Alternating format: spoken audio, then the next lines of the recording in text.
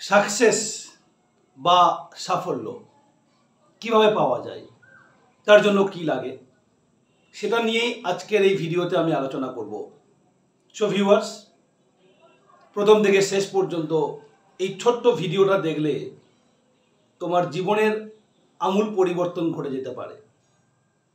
চলো শুরু করা যাক। সাকসেস বা সাফল্য অর্থাৎ কাঙ্ক্ষিত ফল কি করে পাবো? কোন এক বিখ্যাত মানুষ বলেছেন, if it is to be, it's up to me. যদি এটা হতেই হয়, সেটা আমার দ্বারাই হবে। তার জন্য কি লাগবে? তার জন্য লাগবে proper planning and execution of the planning. এই প্রপার প্ল্যানিং করে যদি সেটাকে ঠিকঠাক করে এক্সিকিউট করা যায়, তাহলে সাফল্য অতি অবশ্যই তোমার হাতে ধরা দেবে। এবং এই এক্সিকিউশন পার্টে চারটে জিনিস লাগছে।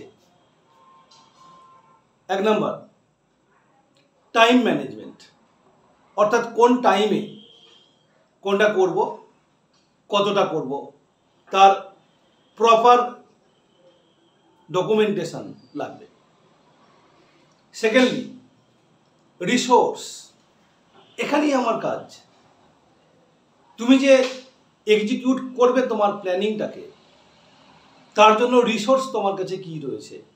As for example, if you want a very good result in annual examination, তুমি যদি অ্যানুয়াল পরীক্ষায় একটা ভালো ফলাফল পেতে চাও, তার জন্য তোমার কাছে প্রশ্ন সম্ভার থাকতে হবে, সেই প্রশ্নের উত্তর থাকতে হবে, যথাযথ উত্তর থাকতে হবে, সঠিক উত্তর থাকতে হবে, টু দি পয়েন্ট অ্যান্সার থাকতে হবে, এবং যে প্রশ্নগুলো তোমাকে দেওয়া হবে সেটা পরীক্ষা উপযোগী হবে এবং সংখ্যায় অনেক হবে না, যাতে করে তোমার উপর লোড পড়ে যায়।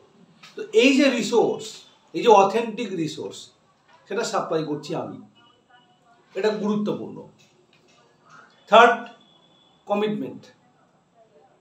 কমিটমেন্ট অর্থাৎ তুমি তোমার যে রেজাল্ট চাইছো, তার জন্য তুমি কতটা কমিটেড, তুমি কতটা দৃঢ় প্রতিজ্ঞ, যেটা আমি করবই। এটা ভেরি ইম্পর্টেন্ট। আর লাস্ট, বিলিভ ইন সেলফ। যে জন্য বলেছি, if it is to be, it's up to me.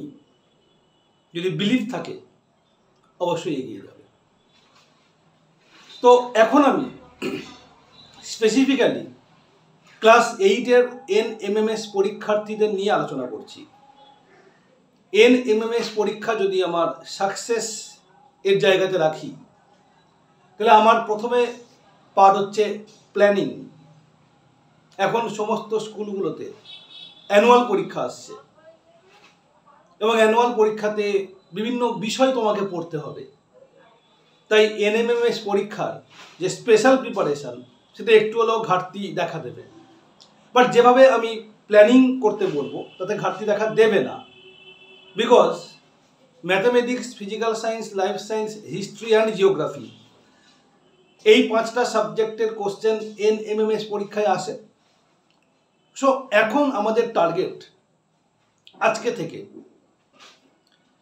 পরীক্ষা শেষ হওয়া পর্যন্ত, মোটামুটি ডিসেম্বরের 5 বা 6, আমরা কেবলমাত্র সাবজেক্ট ওরিয়েন্টেড পড়াশোনা করব। অ্যানুয়াল পরীক্ষা শেষ, আমার টার্গেট যেহেতু NMMS পরীক্ষা, যতই পরিশ্রম হোক আরও 10টা দিন আমাকে এক্সটেন্ড করতে হবে। সেই দিন থেকে ম্যাটের প্রিপারেশান শুরু। আগামী 4-5 দিন মেনলি ম্যাট, তার সঙ্গে অল্প অল্প করে স্যাট প্রিপারেশান নেব। আফটার 10th of December, 11, 12, 13, 14, এই 4টে ডেট আমরা সাজেস্টিভ কোশ্চেন নিয়ে আলোচনা করব, যেটা কিনা এবছর NMMS পরীক্ষায় আসতে পারে। এই হলো প্রপার প্ল্যানিং। এবারে টাইম ম্যানেজমেন্ট, আলাদা করে কিছু বলার নেই।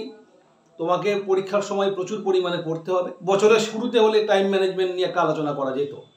স্টিল, যদি তোমরা তোমাদের অ্যানুয়াল পরীক্ষার রুটিন আমার সাথে শেয়ার করো by WhatsApp or any other means, then আমি তোমাদের জন্য একটা টাইম ম্যানেজমেন্ট শিডিউল তৈরি করে দিতে পারি।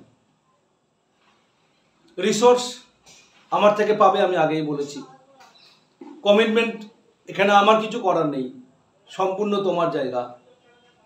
সেলফ বিলিফ, এটাও তোমার। স্টুডেন্ট, এই ছোট ভিডিওতে আমি যেটুকু আলোচনা করলাম, যদি ভালো লেগে থাকে অতি অবশ্যই লাইক করো, শেয়ার করো, এবং নতুন হয়ে থাকলে এবং ক্লাস 8-এর স্টুডেন্ট যদি হয়ে থাকো, চ্যানেলটি সাবস্ক্রাইব করে পাশে থাকো। NMMS পরীক্ষায় গ্যারান্টি সহকারে স্কলারশিপ পাওয়ার ব্যবস্থা আমি করব। ওকে, থ্যাংক ইউ ফর ওয়াচিং।